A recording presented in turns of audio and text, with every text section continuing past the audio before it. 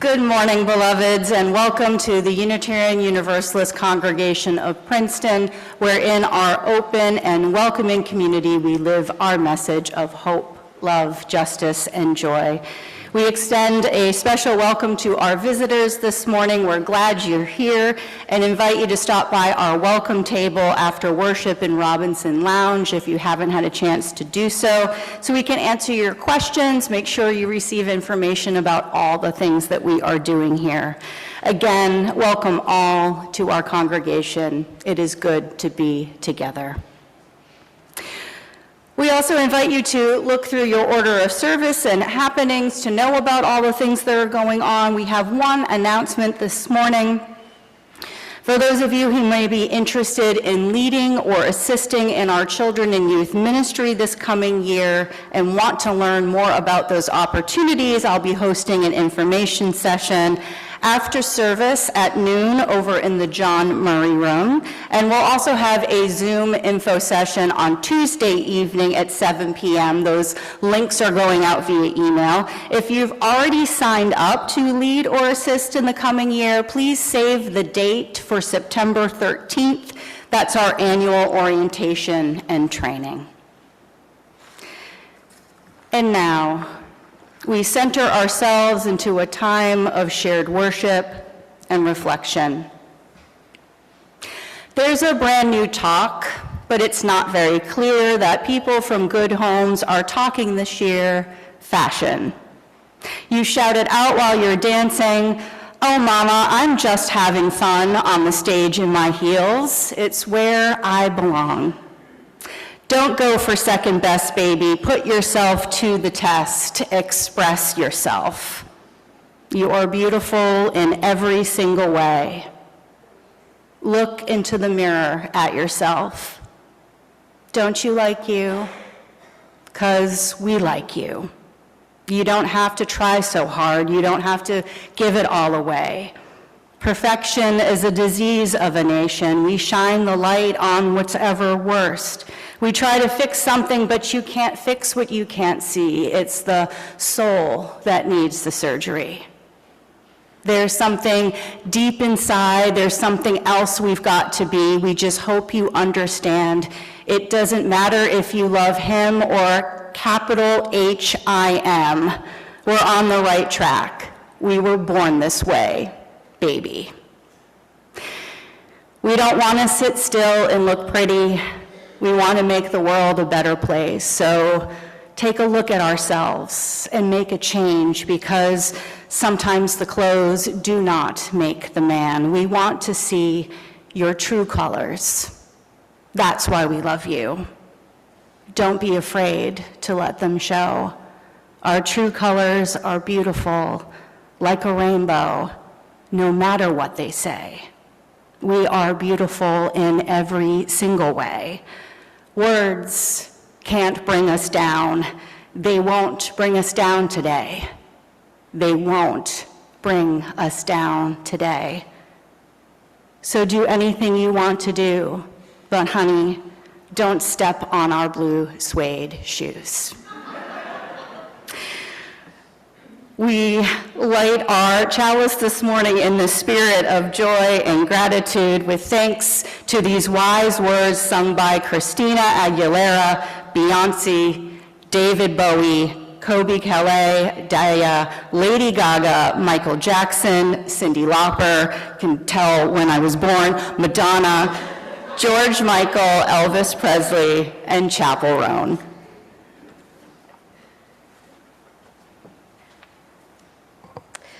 Please join me in the unison affirmation that's printed in your order of service. We are one, a diverse group of proudly kindred spirits, here not by coincidence, but because we choose to journey together. We are active and proactive. We care deeply. We live our love as best we can. I place stones into our weeping bowl this morning on all of our behalf to acknowledge the violence and hurt and tragedy in the world around us, including in our country and our local communities. some of which affects us in body, some of which affects us psychologically, all of which affects us spiritually. And for us, I also lit a candle as an affirmation of an abundant and abiding love that is greater than hate. We commit and recommit to be lights of love and healing in the presence of those who would seek to extinguish and harm. May we stay alert and engaged. May our feelings of grief and anger and overwhelm pull us into connection, community, and action.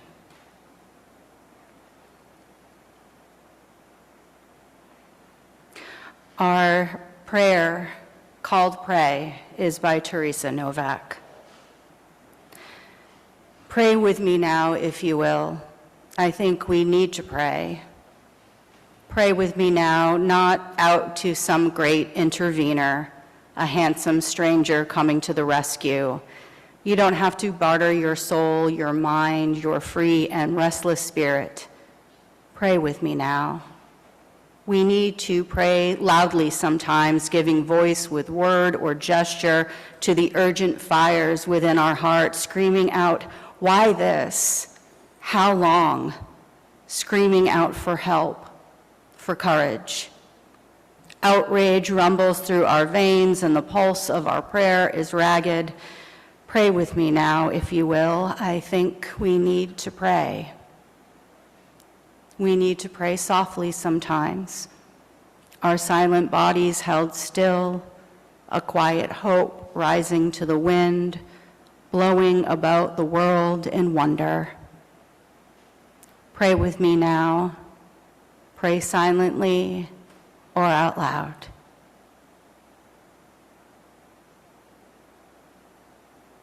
Our very prayers are an answer, the pulse of life, of hope, in our so very human hearts. May our prayers be heard.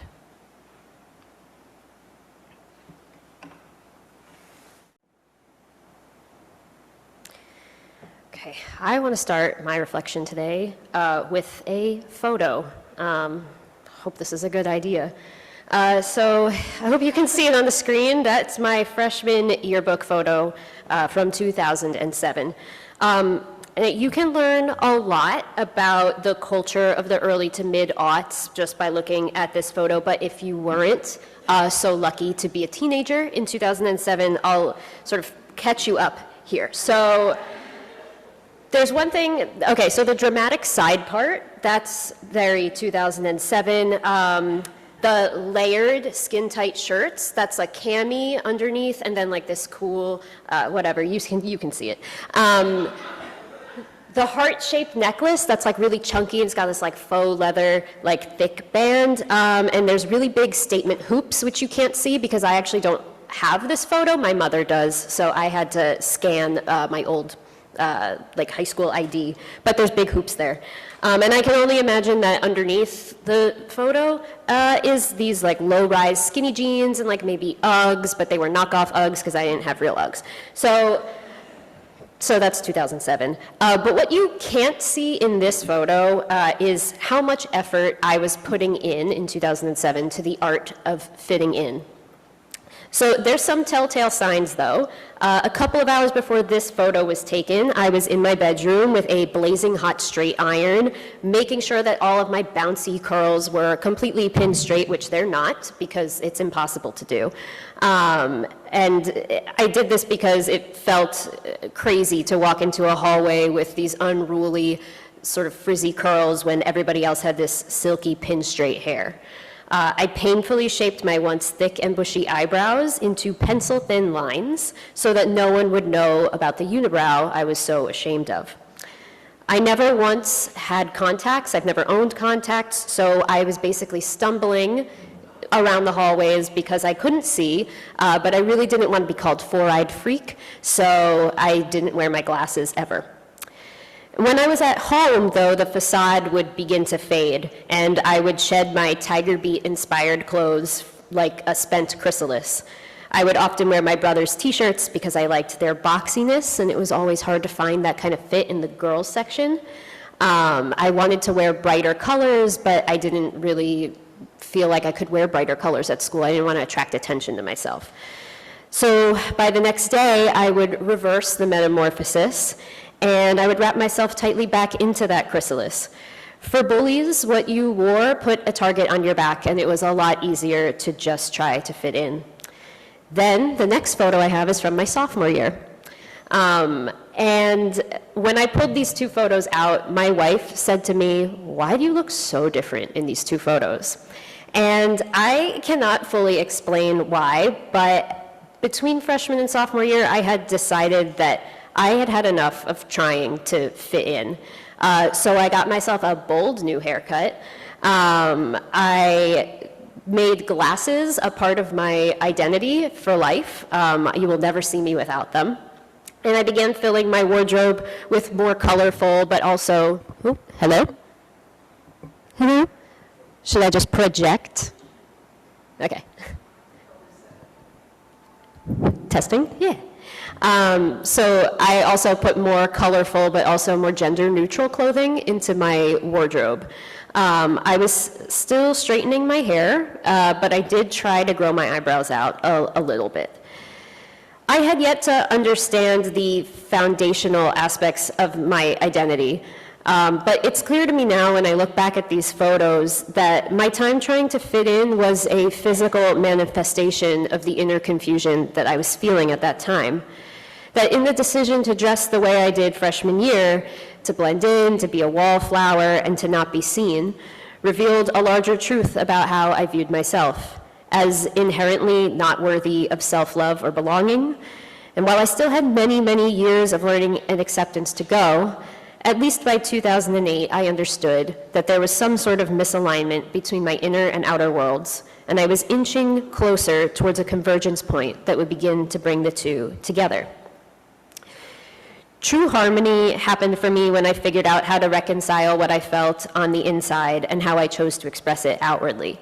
And the last photo I have is a photo of the day that manifested itself really, really clearly. And the invitation was to wear whatever you want today, so I could have worn that dress, but it's better in the closet right now. It doesn't need to come out again.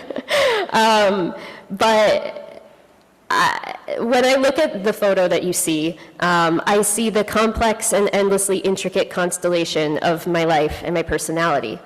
I see my inward joy radiating outward. I did bring back large hoops, but it was on my terms this time. I also decided to wear a white dress. I got it secondhand, by the way, which is also fun. And as a queer kid, I never thought that I would have a white dress as part of my life story. But I didn't walk into this day like this is my final form, like I've arrived. I actually did my first look with my wife without my glasses on. And the reason for that is because I thought it would look better in photos to not have my glasses. And after Paige looked at me and saw the dress, and we did our first look, and she was full of joy, and then she looked at me and she said, where are your glasses? And I said, they're in my pocket, because the dress had pockets. I really wanted to use them. I know, right? Yes, for pockets. It's really amazing. So the glasses were in my pocket, and so I slipped them in. I said, they're in my pocket, and she took them from my hands, and she put them back on my face, and she said, you're beautiful as you are. This is who you are. I want to see you the way that you are.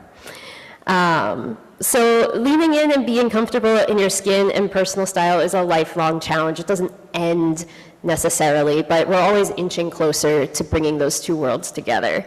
I still stumble, we all do. So let's remember that we're beautiful as we are, and when we forget, let's surround ourselves with people who can remind us of that.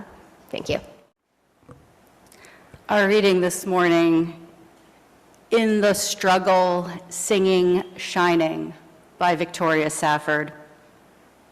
I once saw a little girl dressed in a fabulous outfit. She was in preschool, and her clothes were matched only by the radiance with which she wore them.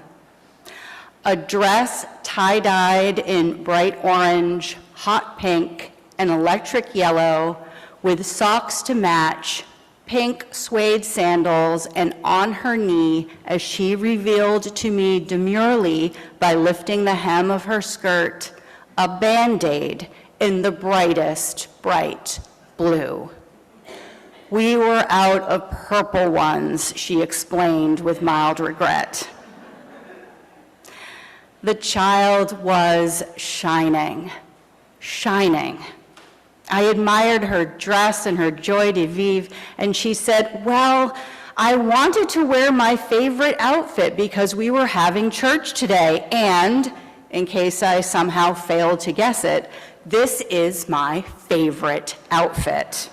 And she gave her dress a little flip and smoothed her bunchy bodice. She straightened her short legs so the sandals stuck straight out. She ratcheted up those fiery socks and looked me in the eye. I thanked her humbly for her example, and I wholeheartedly meant it. Later, in the afterglow of her costume and her gladness, I thought about that girl. There are children all over this world, and some adults scattered here and there, who unfailingly will punctuate their lives and their days with sacred celebration and with rituals signifying joy, no matter what they have or don't to work with, no matter what the fury the world outside is howling. They will savor life and breath and all their days, no matter what is dealt them. It is the only way some people know to live with gladness and cacophonous color. These are people who pray without ceasing, awake and aware, chanting if they are old enough. This is the life I'd risk anything to save. Gather yourselves, says the Hopi elders. See who is in the water with you and celebrate. All that we do now must be done in a sacred manner and in celebration.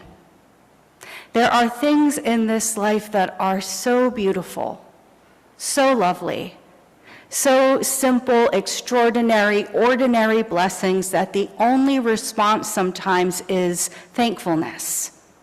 The kind of thankfulness that clamors for loud colors on a Sunday.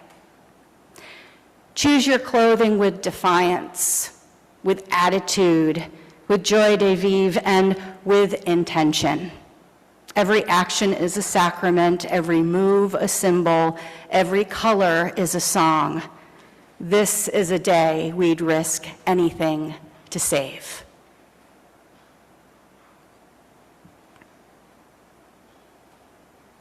I've always loved dresses. When I was young, I insisted on wearing them to school every day.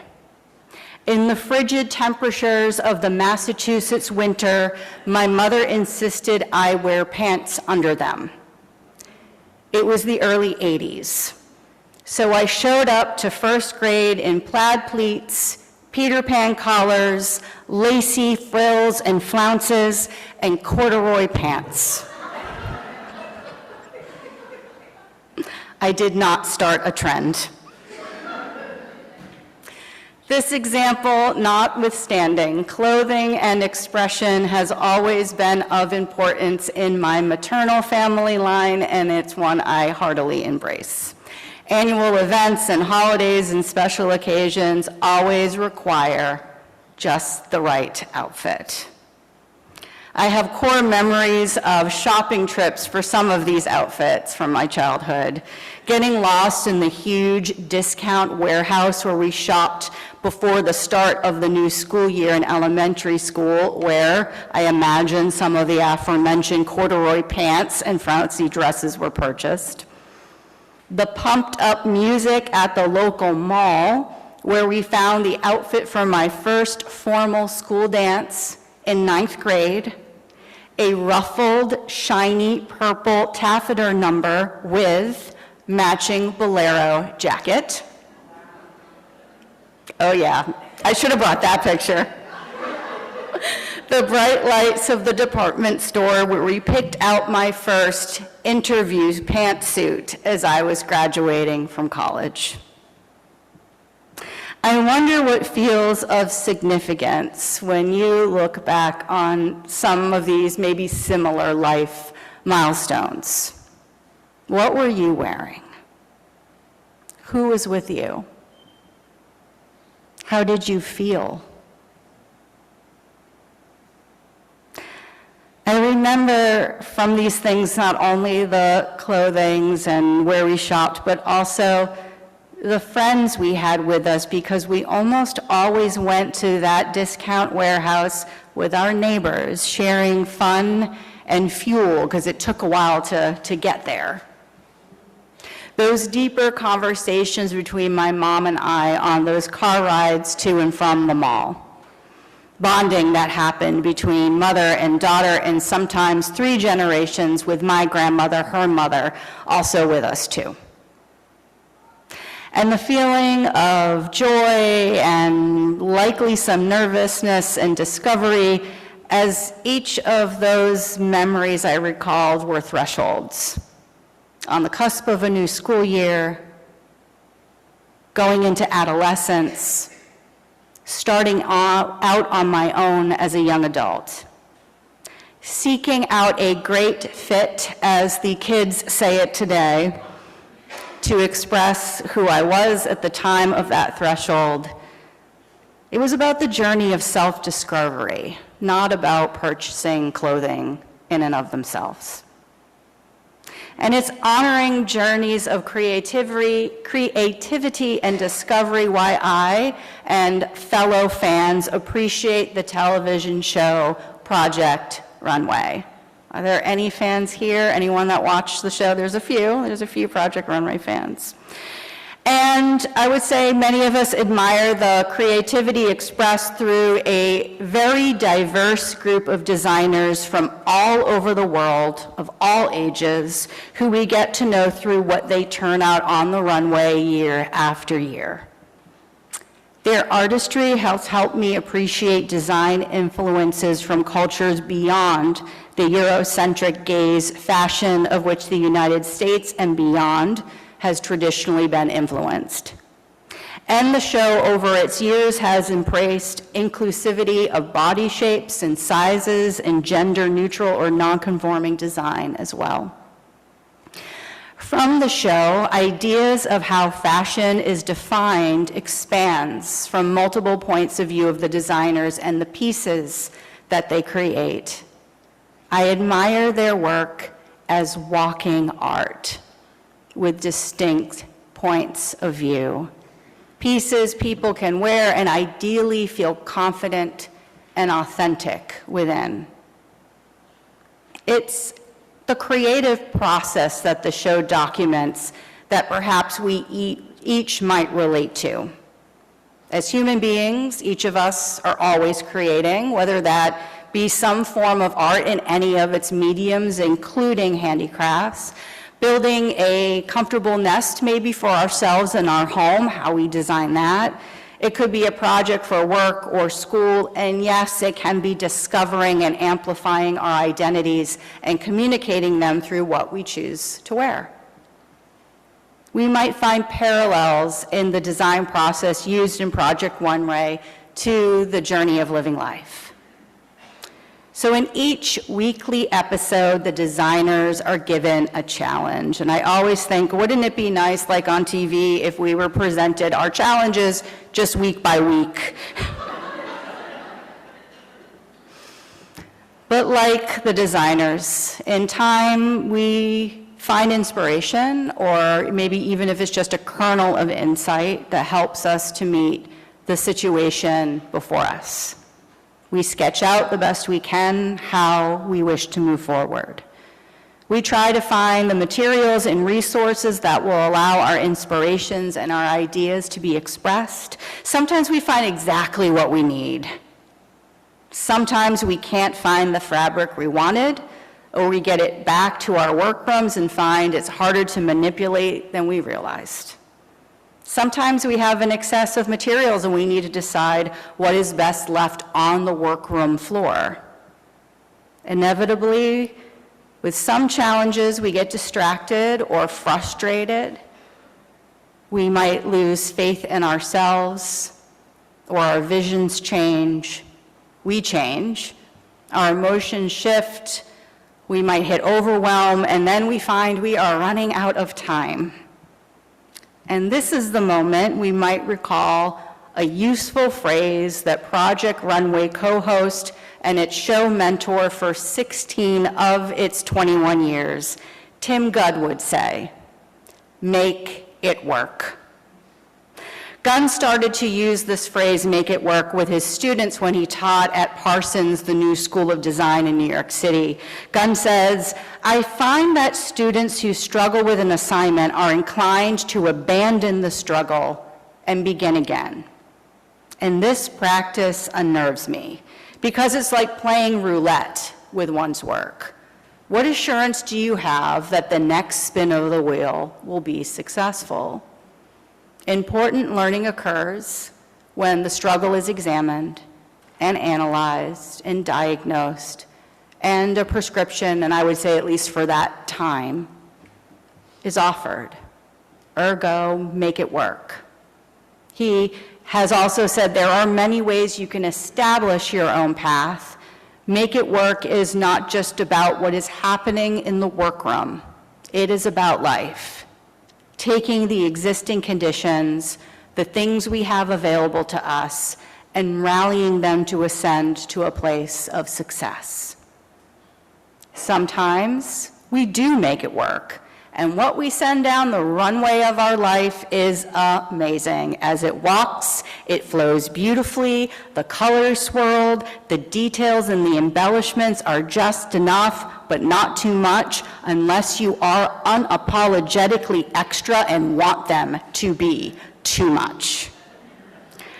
And sometimes we feel like we are sending out our model half-dressed. Our vision of what we wanted does not match the form in front of us. It doesn't communicate the way we imagined. Worst, I think, are the times that we walk out into the world and we're draped in a vision of ourselves in full alignment with who we understand we are called to be, and then we are judged or treated harshly. Once, after officiating a memorial service at a funeral home, I was asked by the funeral home staff to move my car so it was lined up behind the hearse so I wouldn't get lost as we made our way to the burial site for the committal ceremony, not something that's uncommon. Yet after I moved in and I was exiting my vehicle, I heard this loud voice angrily exclaim, "Don't block my car." I was startled, and I turned to address the person. It was an older man standing with another friend or relative. Both of them were many years my senior, and his clear irritation was there, standing next to his car, parked in a space near the hearse. And I tried to explain. I said, "I'm sorry, I was asked to park my car here." And he said, "Well, that's fine, but don't block my car. You're keeping me from being able to get out." So I shared no problem. I got into my car and I moved it so it wouldn't be blocking his. And as I made my way back inside that funeral home with another vocalization of apology, the guy literally swiped at me. I don't know if it was this or if it was something else, but it was definitely a dismissive gesture, and made a sound of disgust as each of the men looked me up and down. And later, after kind of debriefing of this with the funeral home staff afterwards, I realized what this situation was likely about. Some of the deceased family, particularly the older generations, were from a religious tradition that does not recognize female clergy, and from a culture that does not uphold women in public leadership. Their reaction, a protest. For me, it was if they were saying, "You, woman in the robe and stole, are a fraud. You are just playing dress up. For those of you who have attended our annual worship around the time of Halloween, you know I love playing dress up. But a clergy robe, stole, or collar are symbols of a calling. Serving as a minister is not my only identity, but that dismissal of part of who I am and the integrity in which I try my best to hold it troubles and angers me still. And I know what I experienced was mild, and for me, a rare, direct expression of prejudice. We want a world where boys can feel, girls can lead, and the rest of us can not only exist but thrive, writes poet, comedian, and author Alok Vaid Menon in their book, Beyond the Gender Binary. Alok is a gender nonconforming trans feminine with a Punjabi mother and Malayi father, and growing up they were bullied for their race and gender expression. Why would we ever want to live in a world where people are hated for expressing themselves, they say? That's no world I am interested in being a part of. There is no dignity, never mind decency. Never mind glamour, never mind beauty, in a world where people are persecuted for self-expression. What this attack, what this crusade, what this theology that masquerades itself as biology is actually about limiting possibility for all people. Leaders in our country and the laws they are passing are actively policing our bodies and our freedoms. They are using their platforms to influence gender norms and policies to marginalize and limit human rights. They are militarizing cities in an exercise of dominance and control. They are systematically tearing families they consider other apart. They are scapegoating vulnerable minorities in order to distract us from their economic power grab. And those among them who call themselves religious are presenting this political movement as a divinely sanctioned mission. One that would ask that anyone of a gender, faith tradition, culture, race, ability, or personality different from the ones they have determined as superior to remain silent, unseen, or in the worst cases, destroyed. Our theology upholds human rights and dignity. Our values proclaim equity, generosity, pluralism, and justice. Our love is fierce, abiding, and expanding, and it is through this religiosity, this love of empowerment and inclusion we hold sacred and at the center from which we are guided to respond. In a time that we are increasingly asked or threatened to conform to a prescribed constricting ideology, we must hold fast to liberation so that each of us may not only exist as we are in public safely, but also with celebration and with joy. There are children all over this world and some adults scattered here and there, writes Victoria Safford, who unfailingly will punctuate their lives and their days with sacred celebration and with rituals signifying joy. No matter what they have or they don't to work with, no matter what fury the world outside is howling, they will savor life and breath in all their days, no matter what is dealt them. Life is not a solo act, says Tim Gunn. It is a huge collaboration, and we all need to assemble around us the people who care about us and support us in times of strife. In any age of authoritarianism, showing up in the world uniquely, visibly, as yourself is an act of resistance. But our solace and our success will only be ensured by a shared commitment and not allowing ourselves or others to show up alone. Alok guides us in understanding that we must not focus on the belief of another's or our own resiliency. Rather, together we must do the harder work to remove the potential for violence and the oppressive barriers and boxes that confine us. Whether you prefer blue jeans and a favorite graphic tee, a white dress, a well-pressed shirt and slacks, a classic suit, the latest trend, or it wouldn't be a nod to Project Runway without a reveal,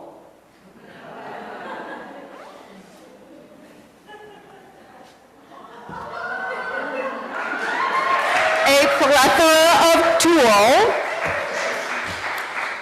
Together, may we fashion a garment of hope, love, and shared liberation. This is the life we would risk anything to save. Amen. Blessed be. Make it work. At the end of our hour, we extinguish our chalice, knowing that its light carries us until we are together again. May we leave this place flowing with love and promise, knowing that we are somebody in a world of somebodies. Go with peace for the journey, unrest for the resistance, and always with abiding love. Amen, and blessed be.